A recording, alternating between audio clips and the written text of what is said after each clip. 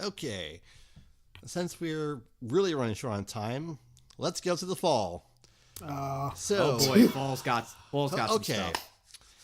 Allow me to start with Takaichi. Let me just say, yeah, this kind of didn't really do a whole lot for me. I don't know. Maybe it's just the whole approach of it, but I mean, it is what it is. Yeah, I mean, I just heard... If it makes you feel any better, nobody really talked about it. I mean, I just heard how the relationship was frayed. I was like, nah. That's to be expected. So I decided to take my side over to Double Decker, and let me just say, Kirill is such a cute, stupid boy, and I want to protect him at all costs. Okay, Jet. I'm going to say this right now. I've not seen the last 3 episodes of this show since I've been watching the dub. You had a series of tweets about the last couple of episodes of the show. I need you to explain. I don't know if I can properly explain it. Let's just say, like, the show goes in a very weird direction, as in it introduces a crazy plot element out of literally nowhere. And the closest comparison I can think of is, unfortunately, what happened in the last act of Darling in the Franxx. Oh boy. So does that mean there's banging in a mech or something? Okay. By that I mean, like, do you mind being vaguely spoiled? I read it already. I kind of didn't want to read it, but I read it already, and I know it's aliens. Okay, there's aliens. I mean, I will say as a whole, it's still a pretty entertaining show. I mean, and like it kind of surprised me. Okay, like it's still a fairly entertaining show, and even though like aliens are a thing, it's still like fairly tongue in cheek about it. It's such an out of nowhere plot twist, and it just kind of like brought things down a little bit for me. I'll say this though, from the episodes I have seen of the show, this is a very pleasant surprise of a show, where in regards to some of the plot points it goes in a lot of places I didn't expect them to go. Like, in regards to how they handle characters, in regards to how they handle, like, certain developments, in regards to, like, representation, interestingly enough. Like, yeah. I'm gonna say this.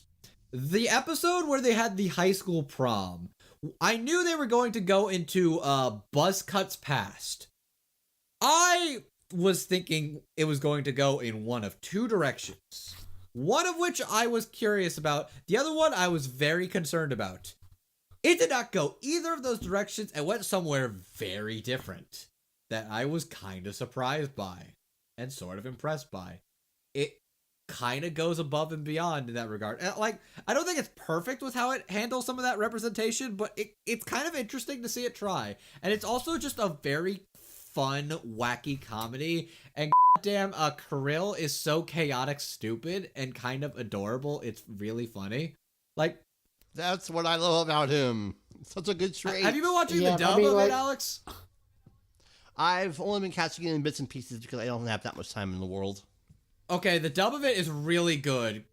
Yeah, like, the one other thing I will say about Double Decker is that there was supposed to be some kind of connection to Tiger and Bunny proper. Like, nothing ever really surfaced, so I don't know what's going to happen with, like, an eventual sequel of that show. So, yeah. Double Decker is, like, it's not a perfect show, but it is a very fun show that I have a lot of fun watching. That was like the other thing. Double Decker also ended on a cliffhanger, and I was like, wait, are they going to do a second season of that show? I'm really confused here. Oh boy. It sounds like it is messy, but it sounds like it is not like a ruins the show mess. It just sounds like it is just kind of like the show's already chaotic. It's just like, how chaotic can you accept, I guess. Yeah. Okay then. All right. Let's see. Oh boy. Well, I'm going to give you all a choice of 2 dumpster fires. On one side you have Conception, and on one side you have My Sister, My Writer. Take your pick. I mean, I'm gonna go My Sister, My Writer, because everything I hear about Conception is that it doesn't even sound like it's a fun dumpster fire. Okay, yeah, like, I watched the first episode of Conception, I was like, this is a lot more boring than it should be. because again, you have a premise that literally involves making magical babies, and it does not rip up the sex nearly as much as you would expect it to. The direction is really bland. The sex jokes aren't very funny. It's just kind of you could have had something really I mean, it's kind of weird. You could have had something terrible. You could have had something really terrible and overly raunchy that would have been at least fun to make fun of. But Conception it's just too boring. Meanwhile, My Sister, My Writer, I also only watched one episode of that, but that one was definitely a little bit more amusing of a hate watch, but yeah. Follow Lost Thief's tweets about this, because that's how I discovered most of the show, and it sounds like, from the gist of it, it is fun to watch it fall apart for a bit, but then it gets a little bit dull, and then the direction that the show goes is wow.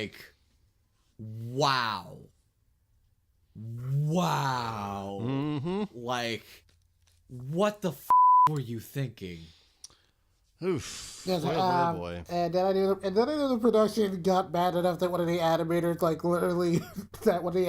anonymously pleaded for help. So. Okay, so yeah. Okay. We covered those. How about Goblin Slayer? Okay, we're going to Goblin Slayer first. Just to rip it off.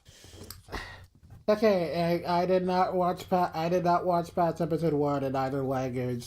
It's even putting aside my feelings on that scene, it's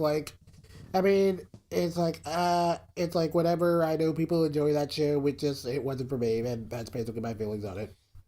The most fascinating thing to me about Goblin Slayer is that the people who actually talk about liking Goblin Slayer are the people that are entirely different from those being your feelings, social justice snowflake.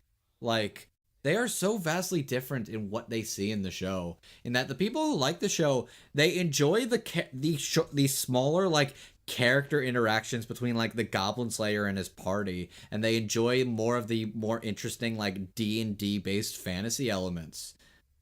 While the people who are snowflakes, look at the violence, look at the gore, look at the oh, it's so good. It's really interesting to see that dichotomy of the two. Mm-hmm. It sounds like without either of those, it is just kind of a mediocre anime. It's really I saw someone tweeting about it. It's kind of true.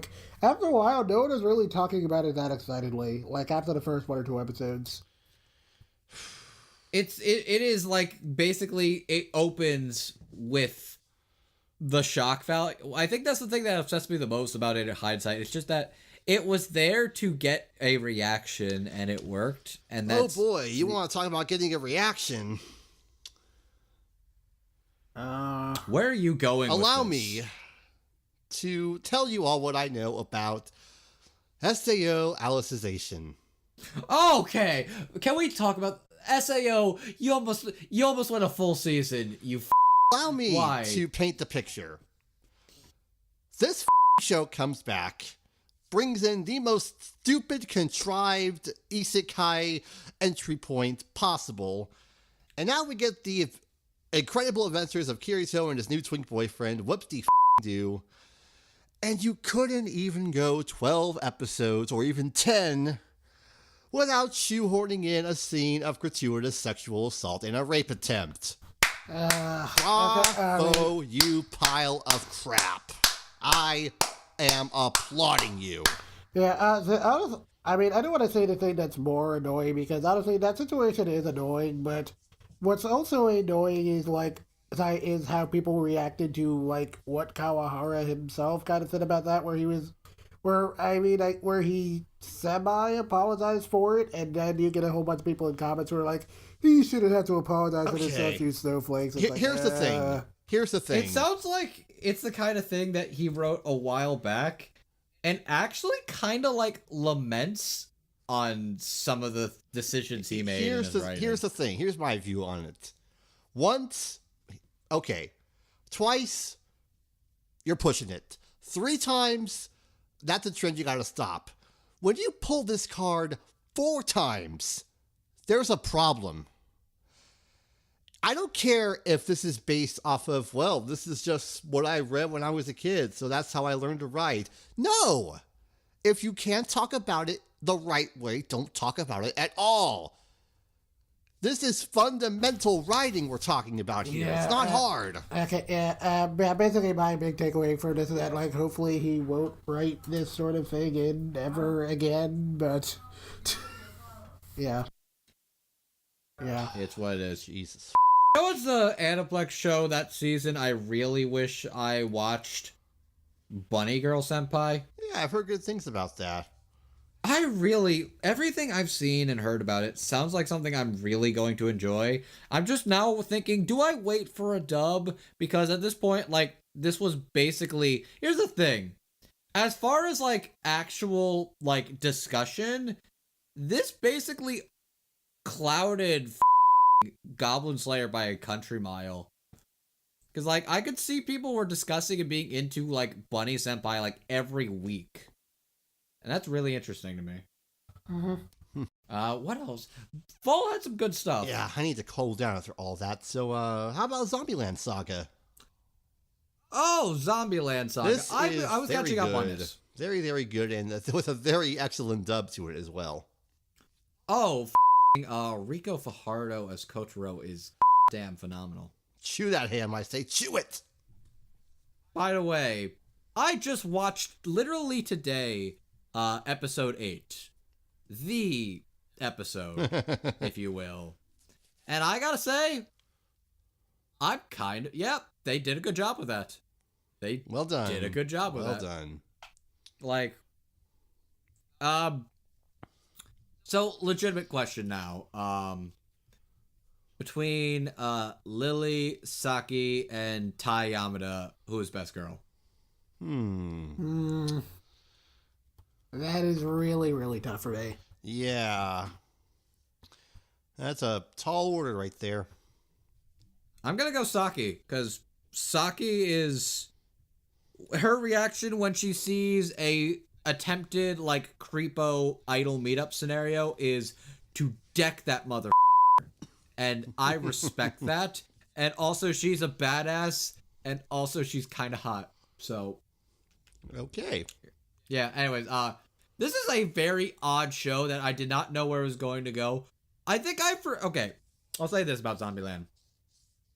I thought it was gonna go harder on, like, unabashed, like, idol ripping into it.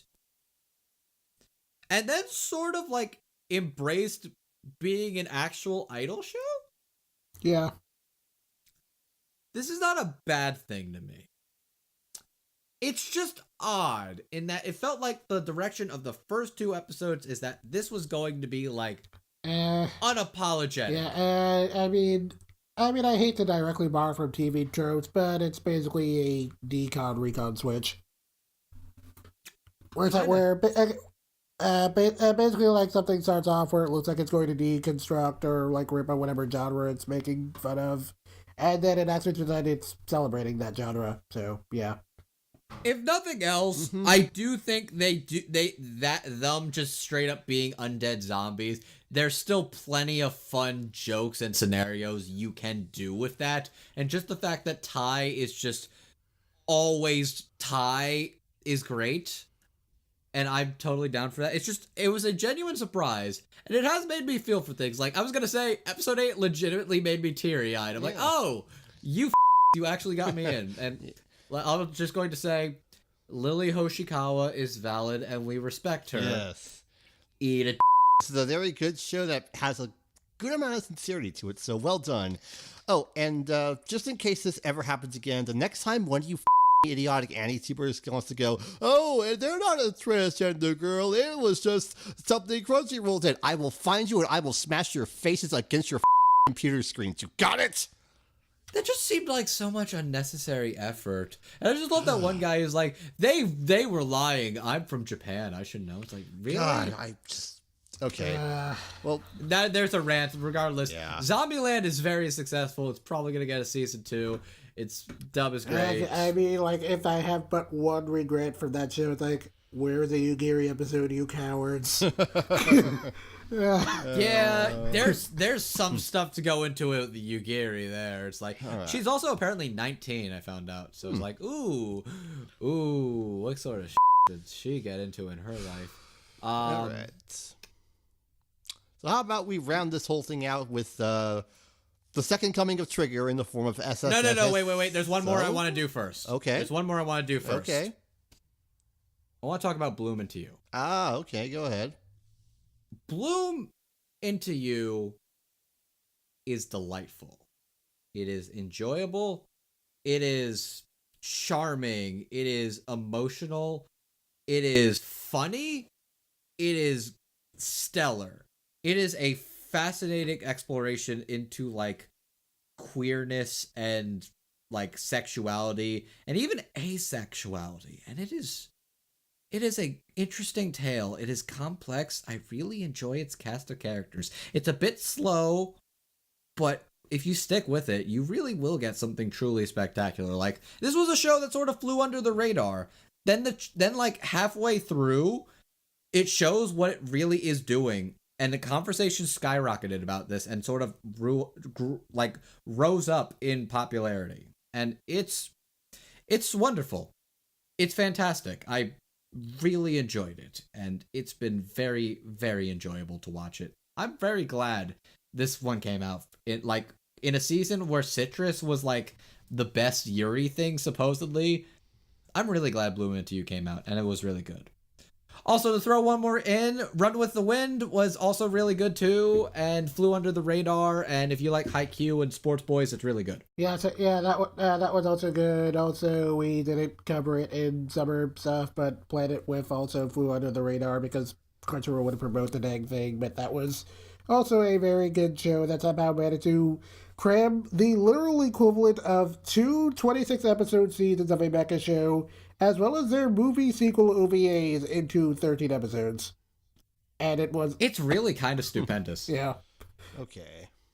Now, how about we talk about Gridman and this incredibly insane, wonderful thing? I'm genuinely upset we're recording this before I hunk down and watch the final episode, because I've been holding off ever so patiently. I'm gonna say this right now. I did not know where the show was going to go, and I think I was afraid of this show botching it, because everybody was afraid of, oh god, is this not going to stick the landing? How it's 12 episodes long. Is it going to manage to do all this and stick the landing? I hear that it does. Yeah, I watched the final episode because I kind of had to for like my end of the year review stuff, and it very much does stick the landing. This is a very unique show. Here's the thing. I've known Akira Amamiya as the Inferno Cop and Ninja Slayer guy. I've known him as those two things specifically. So, color my surprise that Gridman is a legit show. It is a show, an actual show. A show with character development, a show with world building, a show with really good stellar action, a show with really good emotional beats, a show with genuinely impressive character development, and probably like one of the most developed antagonists in a show I've seen, period, and one of like the most crazy, like interesting episodes in the form of episode 9. The style, the script, the characters, the atmosphere, the action. This is... Yeah, I mean, honestly, I don't even think it's really even a spoiler from where you are at this point, but, like, Akane is basically the actual protagonist of the show. That's the thing that's fascinating to me, is that the twist, apparently, I thought the twist was that Akane was, like, the villain, because she technically is. The twist is that Akane is the main character. And that's really interesting. Really interesting. And also the dub of this is stupendous. Like, straight up, Yeah. Lindsay Seidel as Akane Shinju, probably one of my favorite, like, English performances of the year, period. Mm-hmm. She nails it. not to be understated by co-star Jill Harris, Brandon McGinnis, Greg Aries, as well as Stephen Fu as Auntie, Barry Yandel doing his best Tim Curry. Thank you. The name was escaping me. Afia Yu, Chris George, Chris Thurman, Anastasia Munoz, and director Clifford Chapin. It's stupendous. This is a show I've very much been enjoying, and I really got bummed by Frank's, guys. I legitimately did. I was legitimately the one where it's like, don't get too hyped in a name because you will be disappointed. And I knew better, and I felt like I knew better, and I was so like ready to give up on like Gridman just being like a trash fire. And I'm gonna say it. I think Gridman is legitimately like one of the best shows I've seen Trigger do, period. Oh, yeah, definitely. Like, I mean, I tweeted about it the other day, but it kind of is true. Like, it really is amazing looking back at 2018 and realizing Trigger did 2 shows that were at least partially inspired by Evangelion. And it really is interesting what both shows took away from Evangelion. Like, what Dark and the Franxx took away from Evangelion was, a bunch of random shots, like, again, it is literally shot for shot some scenes from Evangelion, as well as a bunch of really vague stuff about sex and whatnot. And then what ssss Gridman took away from Evangelion was very specifically stuff about self-loathing and depression, which I thought was a very interesting contrast. Yeah. It's like the thing that people really think about when it comes to what Evangelion actually is about. It's like basically missing the point. It's like the point is like depression and learning to love yourself. Cool robots. Wow, that's awesome. Hot girls in plug suits. That's what Frank's took away. Yeah. Gridman got the actual thing, and that's really interesting. And now we just gotta wait for Promare to come out. Look, I'm going to be real. Like, look, I could still be let down. Hiroyuki Imaishi, he's my dude. He is my dude as far as, like, my favorite things from, like, Gainax and Trigger. I love Kill la Kill. I love Gurren Lagann. They're not perfect, but they are, like, the coolest things that got me into anime, and they are that bull I love. And you know what? If this is going to be a movie, so be it. I'm going to go into theater, and I'm going to probably, like, just freak out. Yep. It's gonna be good.